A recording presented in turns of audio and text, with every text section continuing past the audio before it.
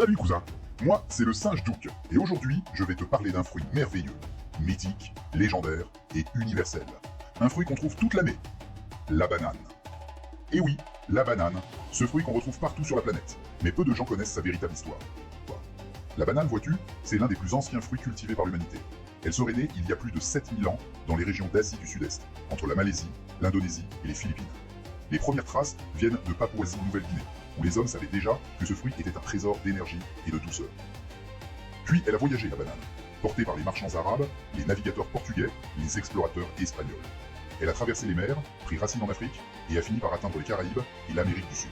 Aujourd'hui, elle pousse dans plus de 150 pays. À l'heure actuelle, je me trouve dans l'endroit où l'on cultive le plus de bananes au monde, le pays des régimes dorés, des champs à perte de vue, l'Équateur.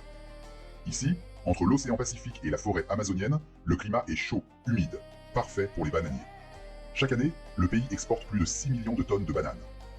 Des ports comme Guayaquil ou Machala voient passer des bateaux remplis de fruits destinés au monde entier.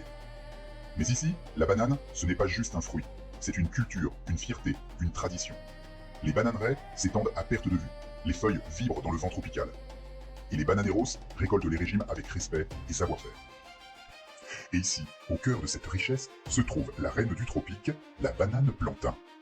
Plus grande, plus ferme, plus riche en amidon que la banane de dessert, elle se mange presque toujours cuite, frite, bouillie, grillée, écrasée. Moi je vais te dire la vérité. Quand elle est bien mûre, jaune avec des taches noires, je la mange crue. Oui, crue. Pas besoin de la frire, ni de la bouillir. À ce stade-là, tout l'amidon s'est transformé en sucre naturel. Elle devient douce, moelleuse, sucrée, juste comme il faut.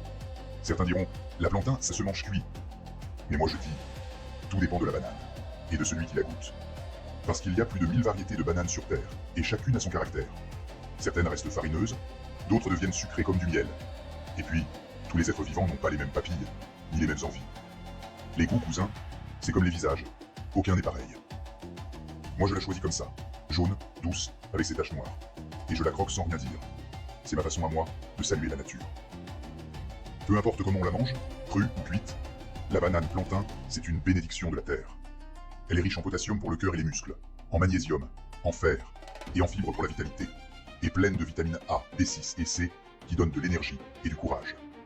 Ici, sous le soleil de l'Équateur, chaque bananier raconte une histoire, chaque grappe est un bijou suspendu, et chaque banane plantain, c'est un rayon de soleil qu'on peut croquer.